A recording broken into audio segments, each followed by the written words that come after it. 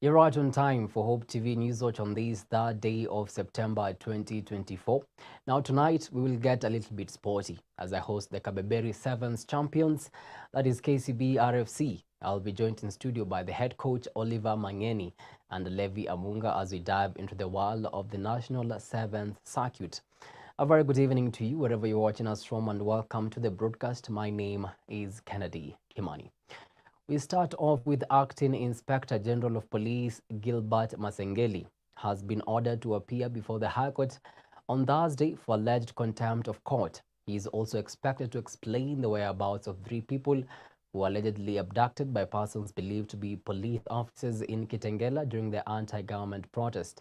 As Gloria Musimbi now reports, Justice Lawrence Mugambi opted to give the IG a chance to explain himself before spelling out its consequences. The High Court has ordered Acting Inspector General of Police Gilbert Masengeli to appear in court on Thursday after defying 3 court orders to explain the whereabouts of 3 missing persons who are claimed to have been abducted by persons believed to be officers in Kitengela. Justice Lawrence Mugambi, who noted the directive is to purge the contempt before his case proceeds further, said that Masengeli is being given a chance to explain himself before spelling out its consequences. Having failed to obey the 2 court orders, the first respondent equally failed to obey the third one that required him to attend this court this afternoon. The court has teeth and can bite. It will not watch at its authority, and the constitutionalism is slowly being whittled away. Those that deliberately ignore or disobey court orders must be ready for the consequences, and for the violation of the Constitution, even greater consequences. The Inspector General shall attend court on Thursday is the 5th, 2024, to punch the contempt before further proceedings in this matter. The court order comes after Law Society of Kenya filed the case stating the several reports that have been made that the 3 Bob Misheni, Jamil Longton and Aslam Longton were abducted by armed police officers and held incommunicado at undisclosed locations. What is happening today is another injustice because the families of the Longton brothers, the wife was here in court and heavily pregnant. The family members of the 2 are also here in court. The family of Bob Njagi could not even attend because of the kind of anguish that they have been going through, only to come to court for another disappointment. The courts of law should be the sacred home that protects all members of the public. Have an expectation that come 2 days from now, the Inspector General will be with us in court to explain the whereabouts of the 3, the Kitengela 3. They are not people who are not known to the police. Even as human rights defenders continue to call for the release of the missing individuals, Amnesty International Director Huto Nirungu has condemned police boss Masengeli for defying 3 court orders. Have routinely requested or notified police officers when they wanted to hold protests. They are not unknown persons to the Kitengela police. And we also need to remind with the Cabinet Secretary for Interior less than 2 hours ago, the distance between Harambee House and the High Court is less than 15 kilometers. It would take essentially about 6 minutes in regular traffic for the Inspector General to be here. So we hope that on Thursday. Meanwhile, businessman come politician Jimmy Wanjigi has also come out strong to condemn the Kenya Kwanza regime for abductions of persons opposed to its governance. William Ruto, I am coming for you. I'm coming for you in the political arena, I'm coming for you in the legal arena, and I'm coming for you with the Constitution of Kenya. I am coming for you. I know it today and every day that you pretend you are a president of this republic. Thank you very much. Reporting for Hope TV Newswatch, I'm Gloria Musimbi. Thank you so much, Gloria, for that report. Moving on swiftly, and President William Ruto has held talks with China's President Xi Jinping at the Great Hall of the People in Beijing, China. ahead of the Forum on China-Africa Cooperation Summit. Now, during the meeting, President Xi Jinping agreed to give Kenya's agricultural produce access to the Chinese market. The two heads of states have also agreed to discuss regional infrastructure projects such as the expansion of the SGR and the Rironi-Mau Summit Malaba Dual Carriageway. It is an occasion, Your Excellency, to thank you also for convening FOCAC, the all-important forum that brings China and Africa together. It is also an important opportunity for Kenya-China Comprehensive Partnership Agreement, a strategic partnership that is based on a people-to-people engagement framed on programs that are mutually beneficial between our two countries and based on mutual respect and trust. Now, the Kenya Union of Civil Servants has announced a pause on its planned end-month strike following a decision by the Ministry of Public Service to push for the implementation of their 2024-2025 collective bargaining agreement. Now, this follows a meeting between the union leaders and the Cabinet Secretary for Public Service and Human Capital Development, Justin Muturi, who has committed to ensuring the civil servants are well remunerated to facilitate effective service delivery. Our very own Sami Adika with more. With what we have always talked about. Barely 2 months after the Salaries and Remuneration Commission, SRC, halted the implementation of the 2024-2025 CBA for civil servants. The Ministry of Public Service and Human Capital Development, led by the Cabinet Secretary Justin Muturi, has announced its commitment in ensuring civil servants receive their salaries as stipulated in the agreement. The National Treasury, which I may wish to announce, has agreed to provide resources for the payment of civil servant salaries as per the terms contained in the collective bargaining agreement. The decision, he says, is to ensure quality service delivery to Kenyans. It is part of what I enjoy most, being able to serve. Being able to serve and make sure that those who serve with me are also serving in a conducive environment.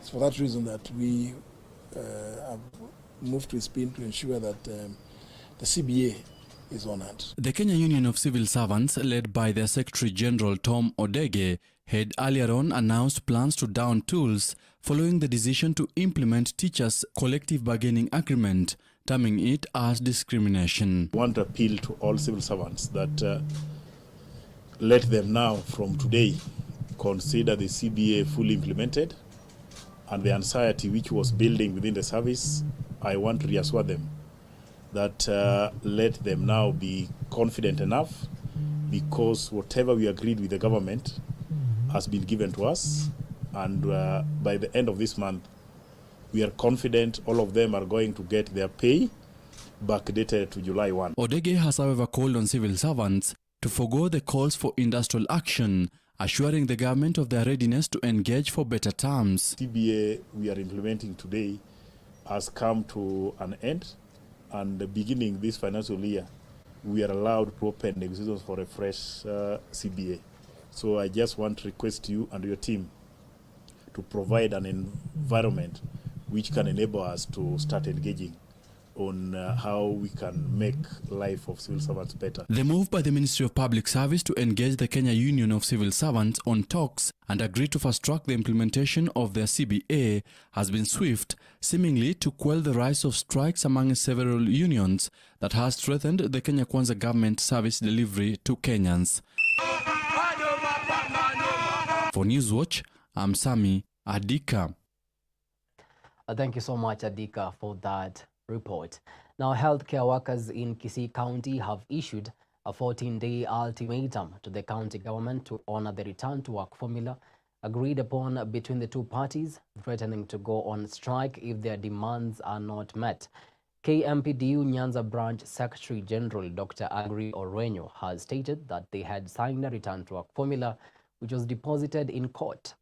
The agreement required the county government to promote healthcare workers and provide medical cover by the 1st of September. About 4 months ago, doctors we signed a return to work formula which was deposited in court, and with that it became a court order. In that return to work formula, we agreed that the county all counties were to promote all healthcare workers who are due, in particular doctors, by 1st September. That we were to have medical cover by 1st September. 1st September just ended the other day. But we want to report from Kisii County, we have not had any sign of the county willing to address all those issues which took the doctors on strike. I can report that in Nyanza we have held CBA committees across all the 5 counties except Kisii County. We have severally requested Kisii County to convene the meeting, CBA committee meeting, for us to look at the issues affecting our doctors at the county, but we have not had any formal, fully constituted CBA committee meeting. We have begged for meetings with the county. The county has refused to meet us, or they just ignore. I think the best language they understand is the same that we want to use. Because if someone doesn't want to engage a union leader, means he's not willing to offer something or service to what we offer. So what I'm saying, for clinical officers, we want promotions and discrimination immediately. We are very much disappointed with the county government of Kisii, whereby our members have not been promoted since this government came in. Lastly, they were promoted 2019. Up to date, they have not been promoted. Also, we have issues of shortage. Many nurses have left the country because of poor payment, poor labor issues. They have left, and now we have a shortage of nurses. At least we need more than 1,000 nurses to cover the shortage. Moving on swiftly, and the county government of Embu has entered into a 3-year partnership program with Beyond Zero Foundation in fight against cervical cancer and breast cancer. Through the program dubbed Beyond Zero Cervical Cancer Management Project, the county projects to conduct extensive cervical and breast screening, awareness as well as treatment and outreaches. And as Alice Diana now reports, Embu's Deputy Governor Kenyo Amugo has termed the initiative timely and critical, as it will go a long way in addressing the devastating effects cervical cancer has had on women in the county. The fight against cervical and breast cancer in Embu County has received a boost following a partnership between the county government and Beyond Zero Foundation. According to Embu County CEC for Health Jamal Runyenje, the 3-year partnership program, dubbed Beyond Zero Cervical Cancer Management Project, will target to reach 4,000 women in Ruguru Gandori, Ginda and Gaturi North wards of Mbere North Sub-County in its first year. The program, he said, will be centered at Kairuri Level 3 Hospital, from where they will offer screening services, treatment, referral and linkage services as appropriate to the target population. In Embu County, as of July 2024, 68% of the girls aged 9 to 15 years have received the HPV vaccine. 26.8% of women aged 25 to 49 years screened, and 32.3% of those found with precancerous lesions treated. Speaking during the signing of the MOU at the facility, Jamal said they also aim at building capacity of healthcare providers for them to get the skills to offer screening and treatment services. Other activities will, in addition to the outreaches, include comprehensive capacity building of healthcare providers for them to get the skills to offer screening and treatment services, continuous medical education, sensitization of our CHPs, and the community on prevention and control, advocacy, and stakeholder engagement. Through acceleration of the mentioned activities with support from our partners, our ultimate goal is the elimination of cervical cancer in Embu County. Deputy Governor Kenyo Amugo, who was the chief guest during the event, termed the initiative timely and critical, as it will go a long way in addressing the devastating effects cervical cancer has had on women in the county. He said the burden of cervical cancer, that is the second most prevalent cancer among women, is particularly heavy in rural areas where access to screening and treatment remains limited. The Beyond Zero Cervical Cancer Management Project is a beacon of hope for the women of Embu County. It represents our county's determination to invest in health, particularly in the health of women, who are often the backbone of our society. Through this initiative, we will implement a comprehensive strategy to fight cervical cancer.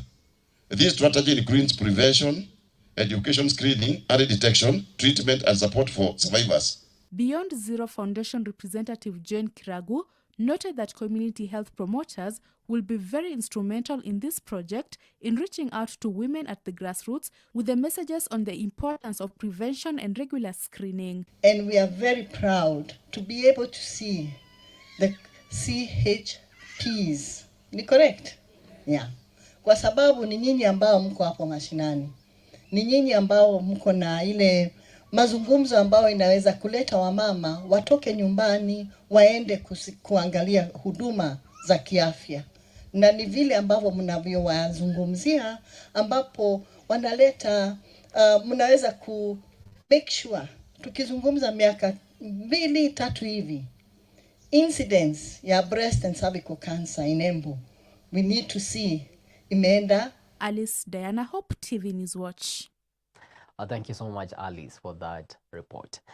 Now, the Lord Send Me Missions Conference, organized by Christ is the Answer Ministry CITAM, has kicked off today at the CITAM Karen Church in Nairobi. The event, which runs until Friday this week, will incorporate a series of workshops designed to equip attendees with skills and insights on the missions ministry, and also feature a range of exhibitions from partner organizations.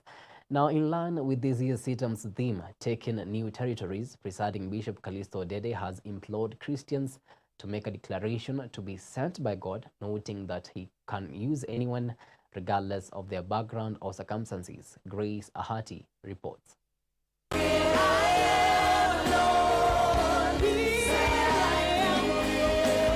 The highly anticipated Lord Send Me Missions Conference, organized by the Christ is the Answer Ministry CITAM Church, has officially kicked off in Nairobi. This 4-day event, taking place at the CITAM Karen Church in partnership with Focus Kenya, among other organizations, aims to inspire Christians to allow God to utilize them for the advancement of his kingdom across diverse spheres of influence. Speaking during the opening session, CITAM Presiding Bishop Callisto Odede emphasized that God can use anyone regardless of their background or circumstances. Even if you are an engineer, even if you are an agriculturalist, even if you are an economist, even if you are a lawyer, even if you are a doctor, whatever profession you are, even if you are a business person, even if you are a teacher, that you need to come with an attitude that I'm going into this profession and I'm saying,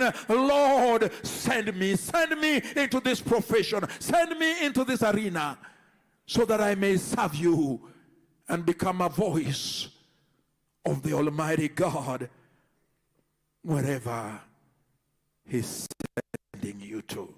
Bishop Odede at the same time highlighted that whenever God calls individuals for his purpose, he endows them with an upward vision to help them serve him effectively, even when faced with significant challenges and obstacles. Whenever God has used an individual, he has always given them, acquired that upward vision.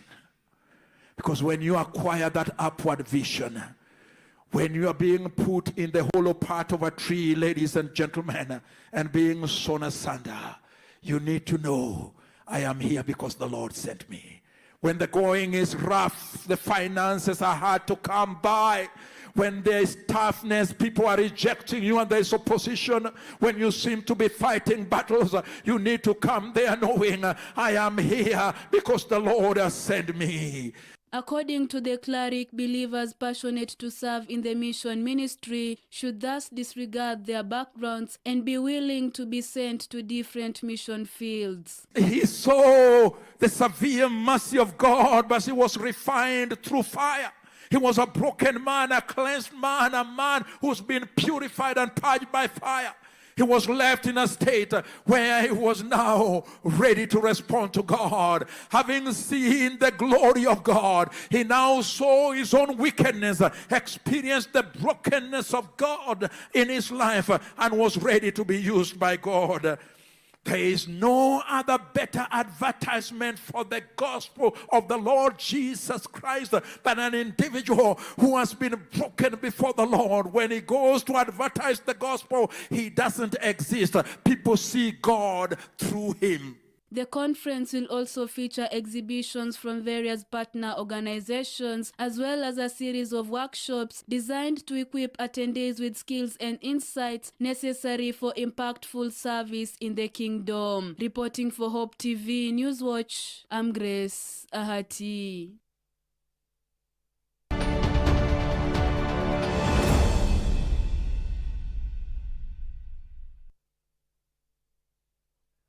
Now let's get down to business, and Kenya has formally joined the Asian Infrastructure Investment Bank as a fully paid member. The membership will enable Kenya to access concessional funding for infrastructure, climate change efforts, connectivity, regional cooperation, and technology-enabled projects and programs. The Asian Infrastructure Investment Bank is a multilateral development institution with 109 members and $100 billion capitalization.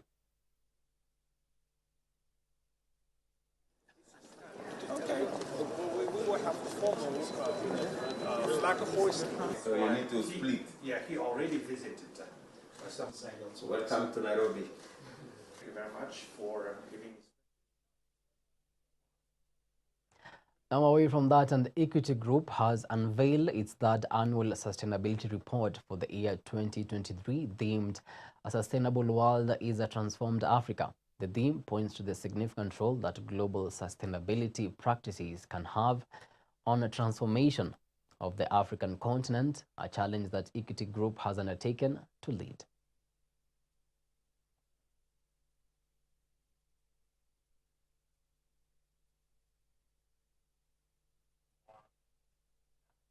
Well, it is 22 minutes past the top of the hour. Time now for a short break, but immediately after, I'll be back with a big interview on the National 7th Circuit, where I'll be hosting the KCB RFC head coach Oliver Mangeni, as well as Levi Amunga. See you then.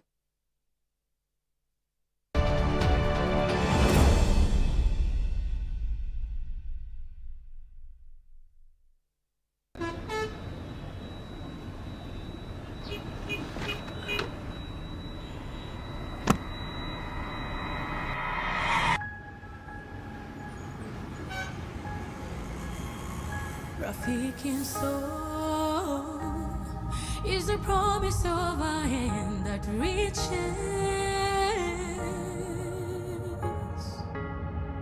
and goes beyond what angaza tumaini kote.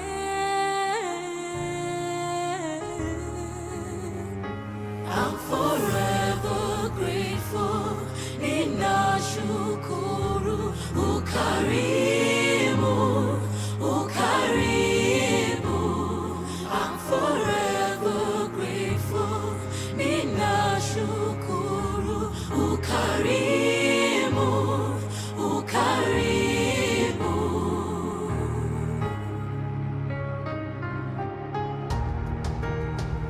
Rafiki soul is a promise of a hand that reaches and goes beyond what angaza tumaini kote. I'm forever grateful. Ninashukuru ukarimu, ukarimu. I'm forever grateful. Ninashukuru ukarimu,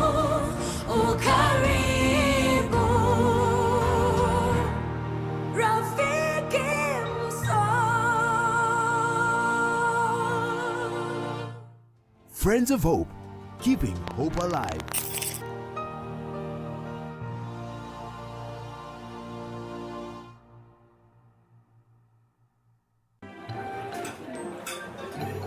I've actually been trying to find a balance. It's been really tough and hectic, but everyone says once you get a hang of it, it becomes better, and I don't know, but I'm hoping to find a balance soon because it's really been hectic. But you've been in the job industry for a long time, so I think you would know better. Sindio? Huh? What time is it? I need to catch up on Leadership Forum. Do they have a radio here? Never mind. I brought my own. No way. You can't be serious. Wait, why do you have a radio and you can just catch up with the shows on Hope FM podcasts? Really? Even Meet of the One? I mean, you can find them on whatever platform, name it. AfriPods, Google Podcasts, Apple Podcasts, Spotify, you name it. But I'm not subscribed on any of them. So no worries. You can just check out the latest episodes on hopemediakenya.org. You can now listen to select Hope FM programs on your favorite podcast streaming platform or directly on our website, www.hopemediakenya.org. Listen and live.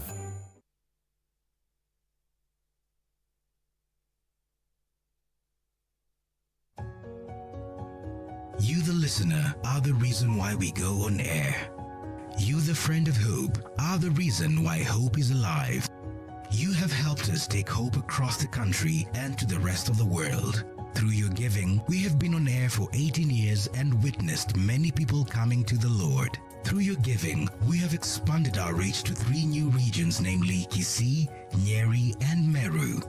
Through your giving, we have expanded our reach to an international audience through DSTV and GoTV platforms. Thank you for your sacrifice and generosity toward this great initiative. As we continue spreading hope to the other unreached regions in Kenya, you are invited to be part of the Friends of Hope through a contribution of any amount via M-Pesa Paybill 933933, account name FOH. Friends of Hope, keeping hope alive. God bless you.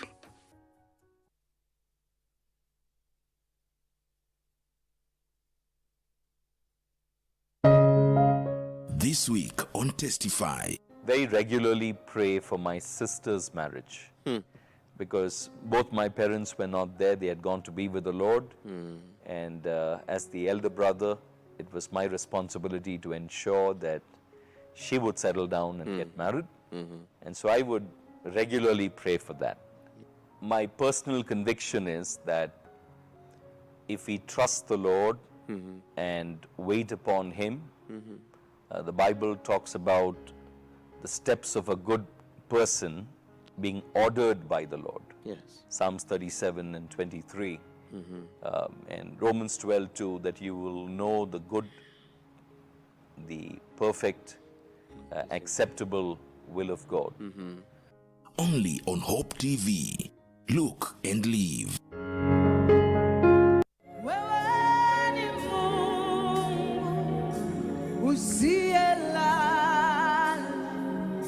Na ibada yangu nakupa wewe Bwana.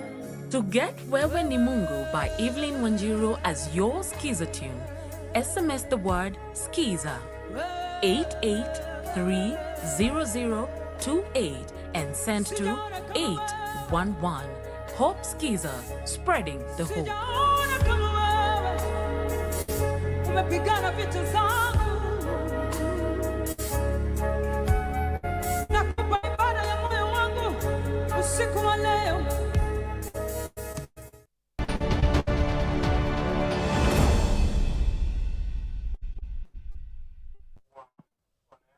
Welcome back. You're watching Hope TV Newswatch. Now, as I said earlier on, tonight I'll be hosting the KCB RFC head coach, that is Oliver Mangeni, as well as Levi Amunga, KCB RFC player. Karibuni sana to the studio.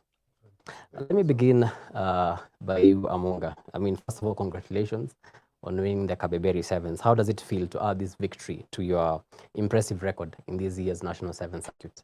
We are very much excited and grateful to the Almighty God for taking us all through to the finals and being able to win the game. We've been knocking all through. The first tournament we came 5th. The second one we went all through to the finals, but we came 2nd. The third one we came 5th. Then eventually we were able to win it. And we are very happy and contented with what we got at the end. How did you manage to carry on the momentum from last season, because you won the National 7 circuit, to this year? It has a lot to do with the quality of players that we have and the coaches, and trusting the process since we had already set the standards on what is working. It was just easy to come up and implement the setup that we have. The system is already working, so you just pick up from where you left and continue. Yes. Okay, Coach Mangeni, you've recently taken over from Curtis Olago, under whose leadership KCB has actually achieved massive success. From Kenya, 5 Kenya Cup titles, 2 National 7 circuit titles, 5 Great Rift 10s, 3 Enterprise Cups, and many floodlit rugby titles. Have you approached filling such big shoes?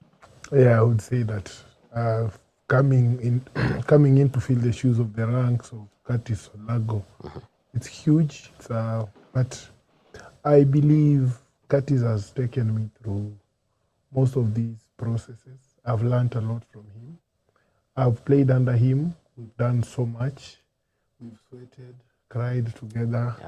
Jubilated together. And I feel I have learned so much from him that it will take a bit of time. And with the people I'm working with, I believe its success is not very far. We'll reclaim the glory that KCB has always had. And I believe going forward, we just need to tick the boxes one by one by setting up a culture, and a culture of winning again, and just setting up a high performance setup that will get us back to our winning ways. What are some of the elements maybe of Olago's leadership have you retained? There are a couple. So we, human is to error. There are things Olago maybe didn't do well. There are things, but they are massive things that Olago did so well for the club. And I always be grateful to him. I feel Olago made players believe they can play. And that is one thing that I'll take home. Just getting these players to believe that they can play. Once the player, it is in the head, it's your mental. Just having these players to your side. Yeah, so that is one thing that I take home from Olago. Any new approaches you've introduced maybe to the team since taking over? For me, now it's just setting up a culture. We've had a point where we've had players doing things and maybe coaches doing things just the Kenyeji way. And it does, at times it gives results, but it's not very consistent. So what we are trying to do is to get a corporate structure running, getting players very accountable. That is what we need to go by. Then by so doing, we'll get their mindset ready to play. But generally, it's just some a paradigm shift when it comes to mindset and culture. Okay, Levi, how have the players responded to the change in leadership? There isn't much of a difference in the reaction since it's just like it's happening. Yeah. So it's a slow process in a change, but the players are taking it positively, and it's a big club. Yeah.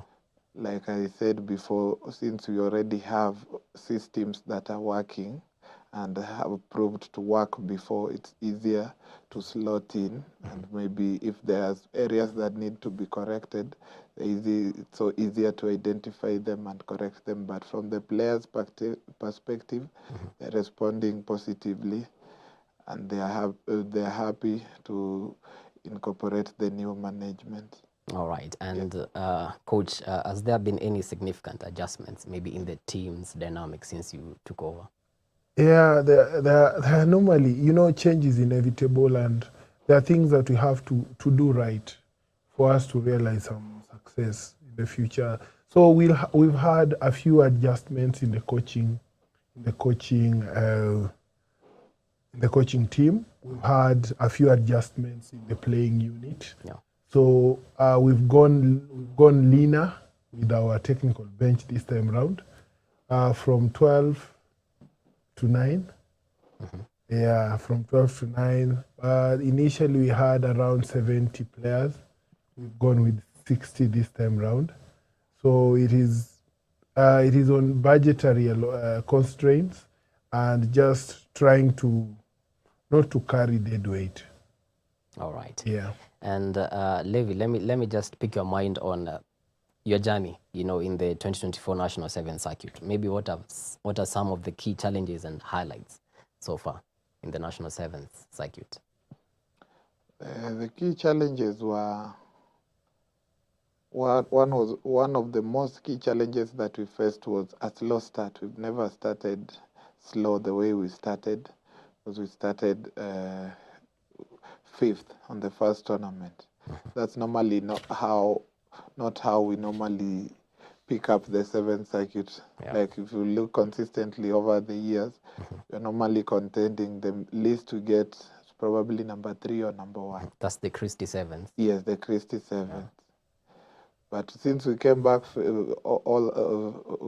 managed to be number 5 on the first tournament. It was a quick turnaround because we play over this weekend and then you're supposed to play the next weekend. So we didn't have enough time to re-strategize.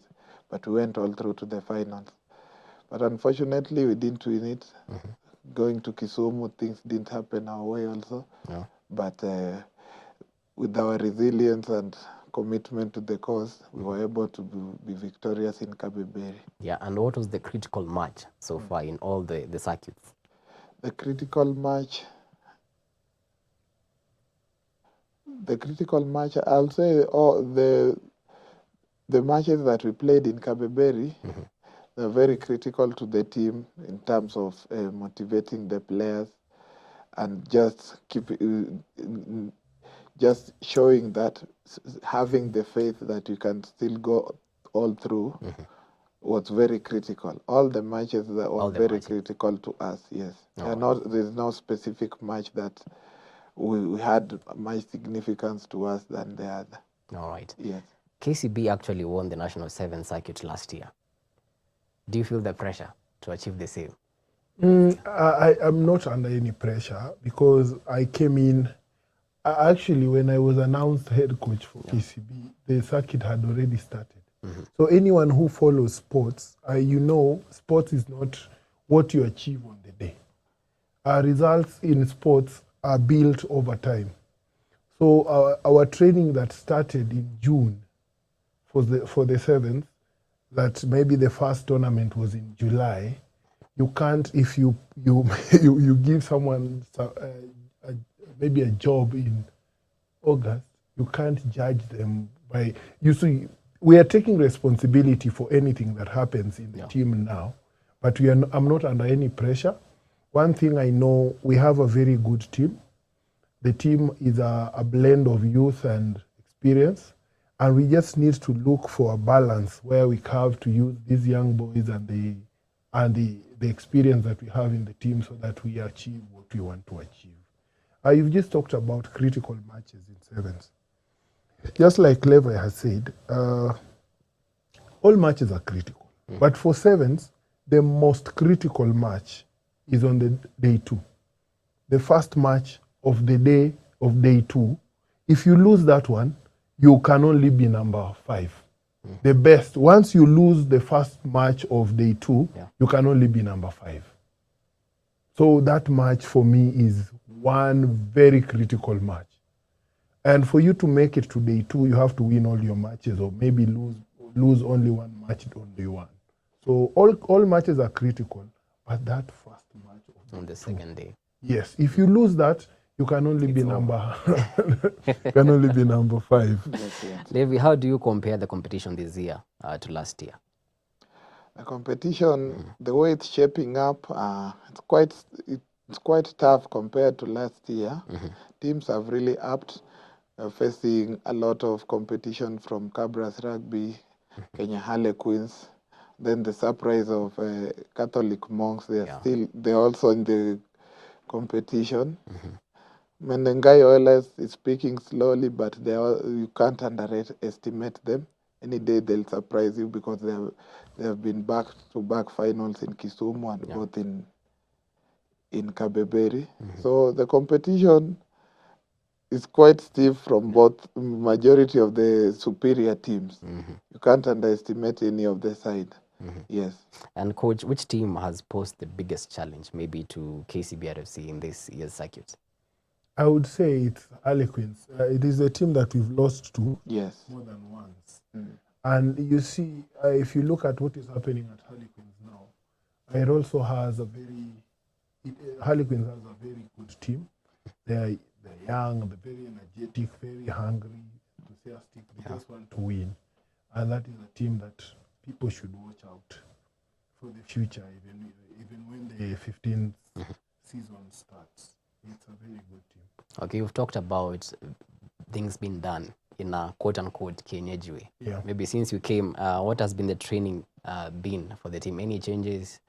For me, we've had a challenge of attendance and accountability, and I'm just looking at having players in to train. You see, when I talk about Kienyeji way, I look at someone, I see clubs around where, especially the community clubs, where people don't show up for training, but probably by Friday night, someone gives you a call.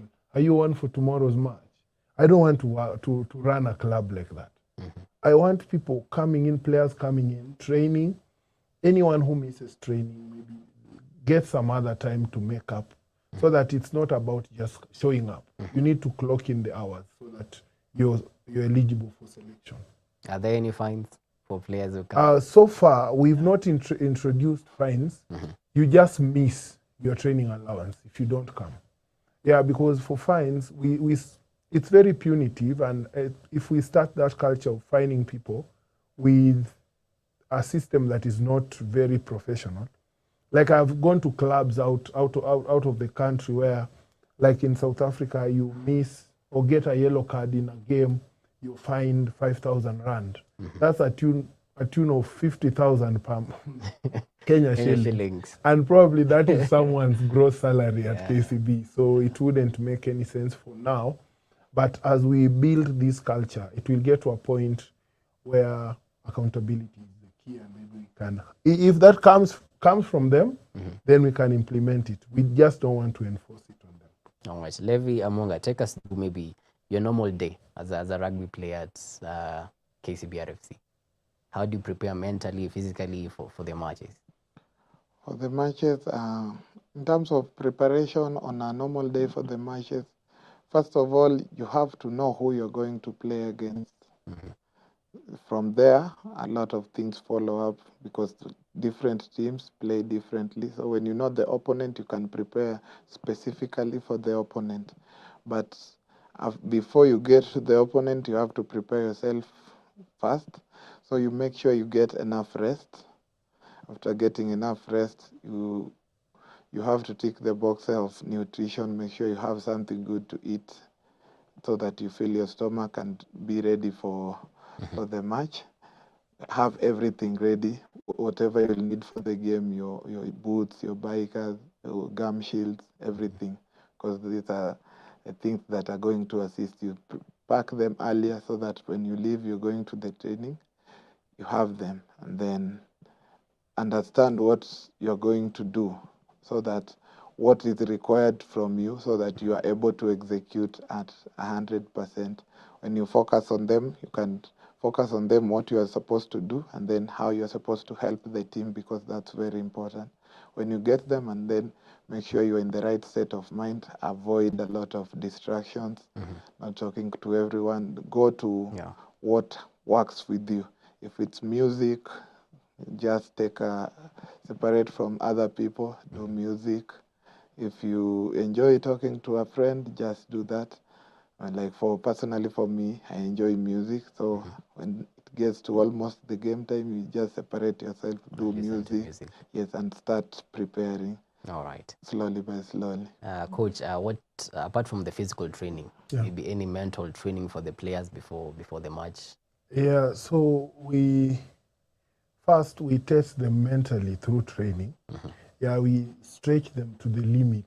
You want to test their mental, and we used to have a psychologist who used to talk to them about their psychological issues, how the mental toughness. And you see, with rugby, such a tough sport, you need to be mentally prepared.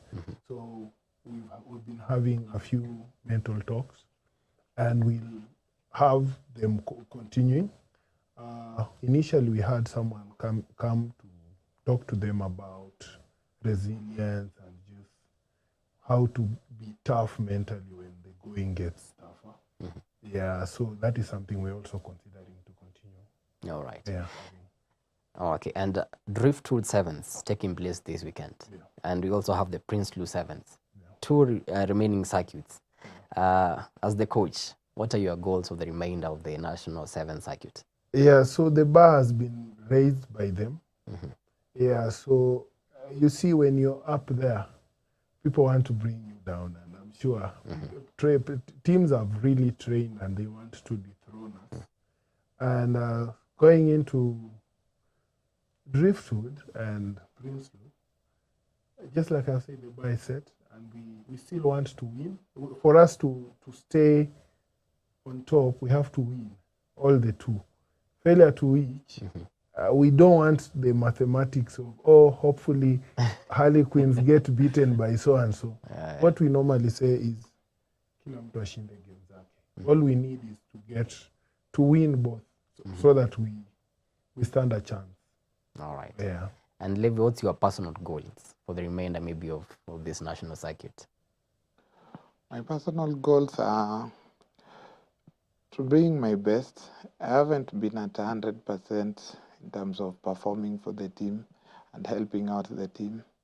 And I'm sure if I bring my 100% to the team and then I combine it with the effort of others, we will emerge victorious in the end. All right. Yes. And Coach, KCB has been one of the most consistent rugby clubs that we have in the country. And there are many actually upcoming teams aspiring to reach the level of success of KCB. Maybe what advice will you give those teams aspiring to reach that level?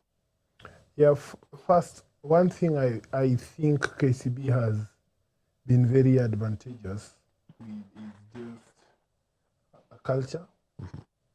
And if you have a winning culture, you see, there are people who say, oh, KCB are just winning because they have money. They're actually being supported by KCB. Yeah, and I feel it's not KCB only that has been supported and gotten success. There are teams that have gotten corporate sponsorship, but they have never, they went down.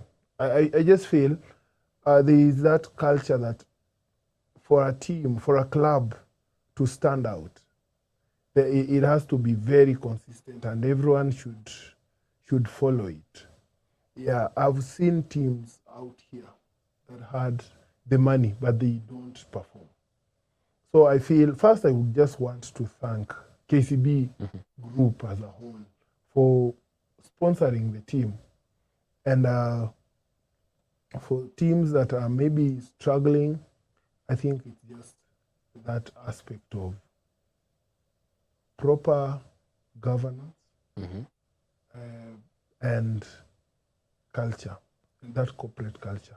If things are if the club is transparent, things are running the right way, and the little money you don't embezzle, there are books of accounts, people have to be accountable and responsible, we'll go very far as a country, and it will even uplift the standards of rugby. All right. At the national level. And how do you see KCB's legacy in Kenyan rugby? Yeah, KCB's legacy in Kenyan rugby. I think KCB, after it's relatively newer compared to other teams like Nondis, but I feel it will, with the continued support from the sponsors, the fans, our fan base is now grown. I feel we attract, I think, the best players in the country.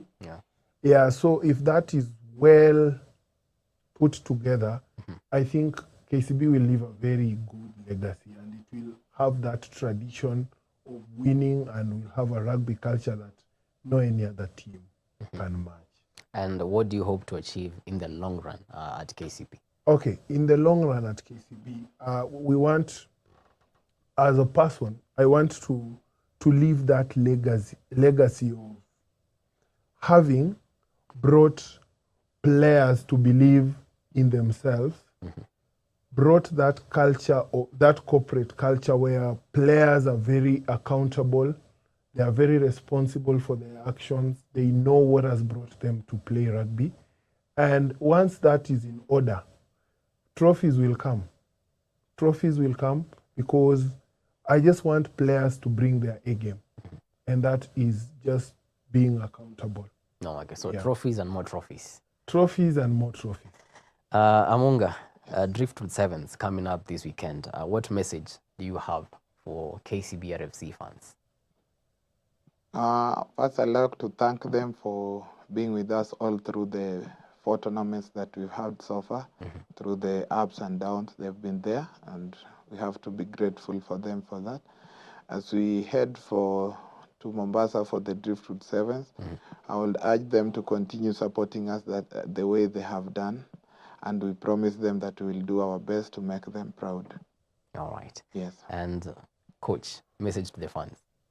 Okay, like I have always said, for Sevens, our fans are the 8th player. Anytime you always want an extra player on your team, right? Yeah, for the 15th, they're always the 16th player. Yeah. So first, just to thank them and their unwavering support. Let them continue supporting this team. This team has a huge potential, and the reason they are supporting us is because just the same way people support the biggest brands. People support Arsenal. And yeah, so let's just thank them and ask them to continue supporting us. We'll do our best. I know at times we let them down, but we always put our best foot forward. Do you promise them a win in the remainder of the fixtures? Yes, that is all we promise. Yeah, we always step in any field to win. Yeah, so that is the first goal. Thank you so much. That has been KCB RFC head coach Oliver Mangeni, as well as Levi Amunga, a player of the KCB RFC, as they shed light on the National 7 circuit, and we wish them all the best in the remainder of the circuits. Thank you. Thank you so much for making time to watch Hope TV Newswatch. We come to the end of our news bulletin tonight. On behalf of the amazing team that made this bulletin a success, have yourselves a blessed night. My name is Kennedy Kimani.